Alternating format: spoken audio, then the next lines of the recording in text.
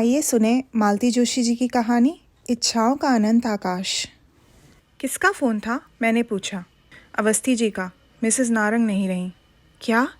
मेरी तो चीख ही निकल गई। चीखो मत, ये झल्लाए, बिना बात एकदम हाइपर हो जाती हो।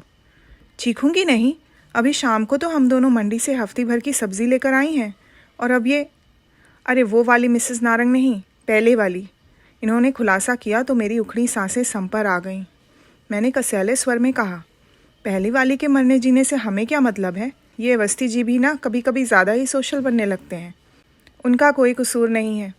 नारंग साहब ने उन्हें फ़ोन करके सूचना दी है और घर पर बुलाया है। साथ ही मेरे लिए भी कहा है कि शर्मा जी को भी लेते आएं। मैं चलूं? मैंने डरते डरते पूछा। देख लो, उनकी मिसेज आ रही हो तो तुम भी चली चलना। हम लोग अभी अभी खाना खाकर उठे थे। अपने पसंदीदा सीरियल्स इत्मीनान से देखने के लिए मैं आजकल इन्हें जल्दी खिला देती हूँ। यूँ तो टीवी डाइनिंग टेबल के सामने ही है, पर इन्हें खाना खाते समय टीवी देखना एकदम नापसंद है। कहते हैं तुम्हारा दिमाग और आंखें उसी में घुसी रहती हैं, न ढंग से खाती हो न खिलाती हो। वैसे भी खाना खाते समय रोना धोना, चीख पुकार मुझे ज़रा भी अच्छी नहीं लगती। जल्दी जल्दी टेबल समेटते हुए मैं इनके बाहर जाने की प्रतीक्षा कर रही थी। एक एक क्षण मुझ पर भारी पड़ रहा था। कभी कभी सोचती हूँ, जब टीवी नहीं था लोग अपना बुढ़ापा कैसे काटते होंगे। पर तब बुढ़ापा इतना एकाकी निस्संग थोड़े ही होता होगा। घर बेटे बहुओं से, नाती पोतों से भरा रहता होगा। राम नाम जपने तक की फुर्सत नहीं मिलती होगी। मैं टीवी का बटन ऑन करने जा रही थी कि फ़ोन बज उठा था।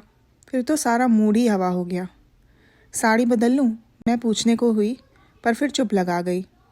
शादी को इतने साल हो गए हैं, पर अब तक मैं ये अंदाज़ा नहीं लगा पाती हूँ कि ये कब किस बात पर उखड़ जाएंगे। गेट पर ताला डालते हुए देखा, अवस्थी लोग बगल वाले गेट पर खड़े हैं। शायद हमारी ही प्रतीक्षा कर रहे थे।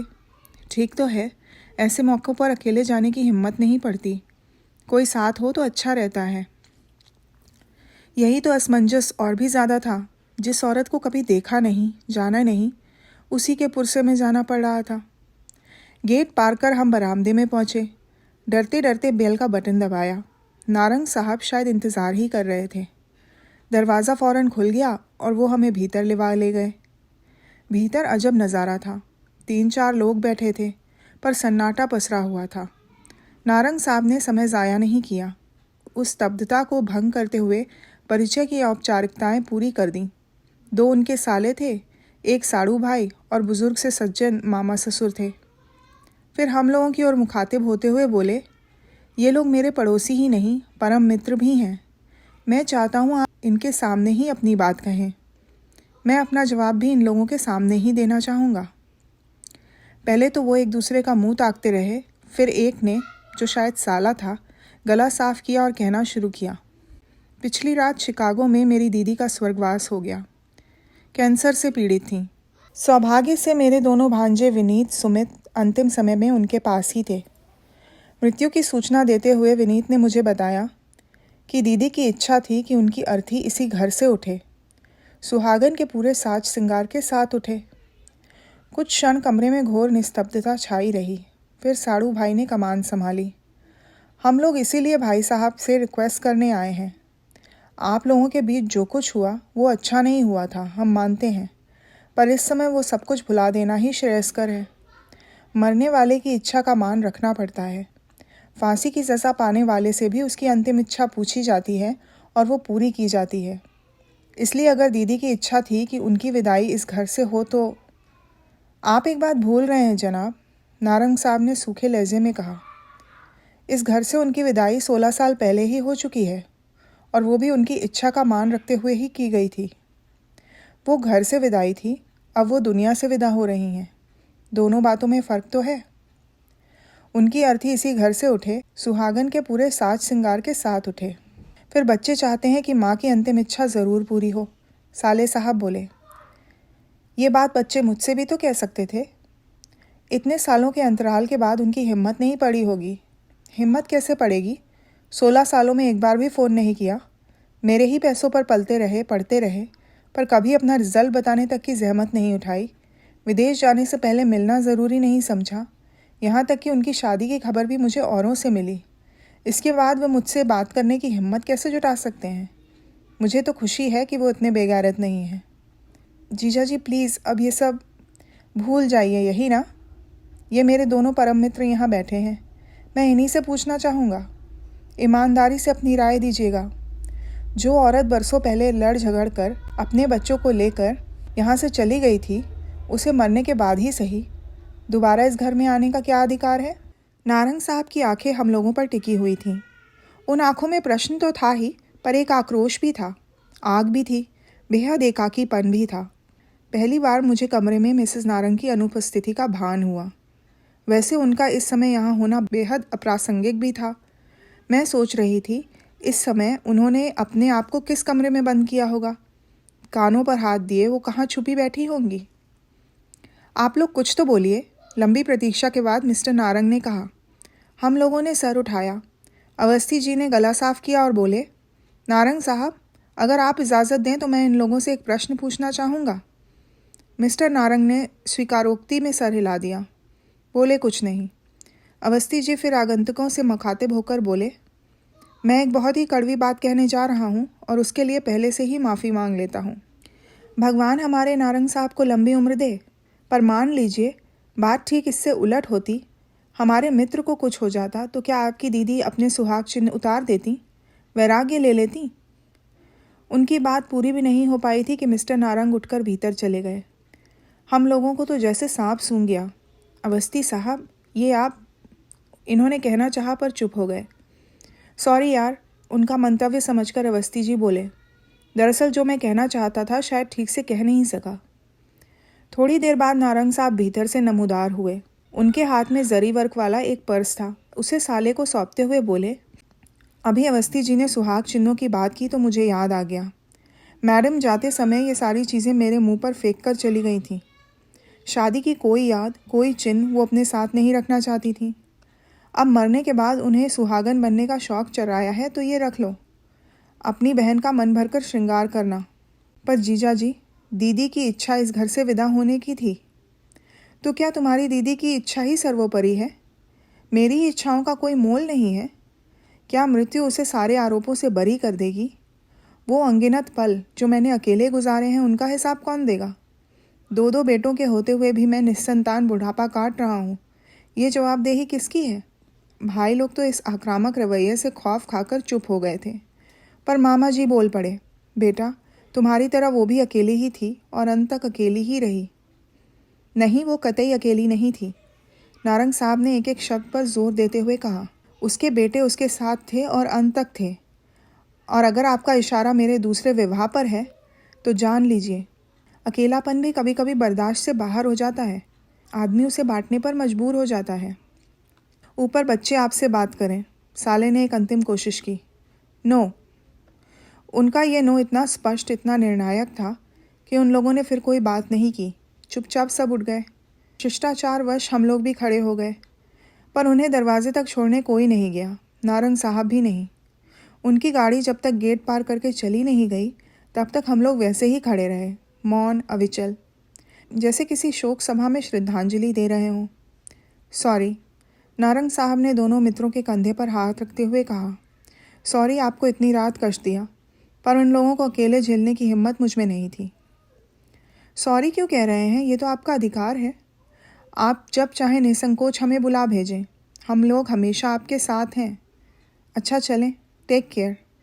और हम लोगों ने भारी मन से अपने घर की राह ली। रात भर नींद नहीं आई। वो अनदेखी अनजानी औरत बार बार रूप बदलकर सपनों में आती रही। समझ में नहीं आ रहा था कि जिस घर को वो बरसों पहले छोड़ गई थी उसके प्रति इतना मोह क्यों।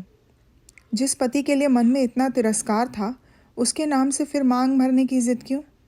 क्या ये प्रतिशोध का कोई नया तरीका था, या फिर पछतावे की प्रतिक्रिया, या कि मन के किसी कोने में अब भी पति के लिए प्रेम दुबका बैठा था? सच, मानव मन एक गुफा की तरह होता है, उसका ओर छोर पता ही नहीं चलता। 8 साल पहले इस बंगले में आना हुआ था। यूं भी बंगलों में अड़ोस पड़ोस नाम मात्र को होता है, यहाँ तो एकदम ही शून्य था। बाईं तरफ वाले बंगले में एक कंपनी का गेस्ट हाउस था, दाईं तरफ नारंग साहब रहते थे जो तलाकशुदा थे।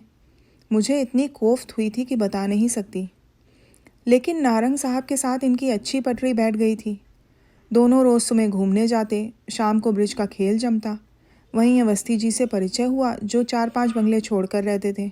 जब पुरुष वर्ग अपने खेल में मग्न होता, मिसेस अवस्थी अपनी बोरियत दूर करने मेरे पास आ जाती। हम लोगों में अच्छा बहनापा हो गया। फिर एक दिन सुना कि नारंग साहब शादी कर रहे हैं। तर्क वितर्कों की जैसे बाढ़ सी आ गई। किसी ने कहा इसी औरत के कारण पहले वाली छोड़ के चली गई, लेकिन फिर 10 साल बर्बाद करने की क्या ज़रूरत थी? तलाक के बाद तुरंत शादी कर सकते थे। किसी ने कहा दिवंगत मित्र की पत्नी है, उसे सहारा देने के लिए एक कदम उठाया है। किसी ने कहा ऑफिस की सहकर्मी है। शादी के बाद एक छोटी सी पार्टी देकर नारंग साहब ने पत्नी को मित्रों और रिश्तेदारों से विधिवत मिलाया।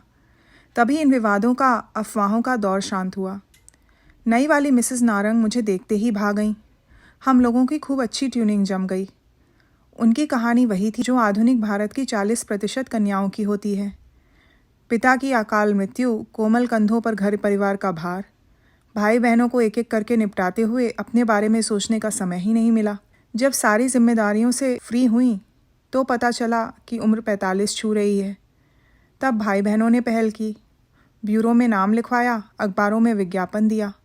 जांच पड़ताल के बाद नारंग साहब का नाम फाइनल हुआ और वो मेरा पड़ोस गुलजार करने आ गईं। ये सुख उन्हें जीवन में इतनी देर बाद मिला था कि अपने इतने बरसों वाली पुरानी नौकरी उन्होंने एक झटके के साथ छोड़ दी।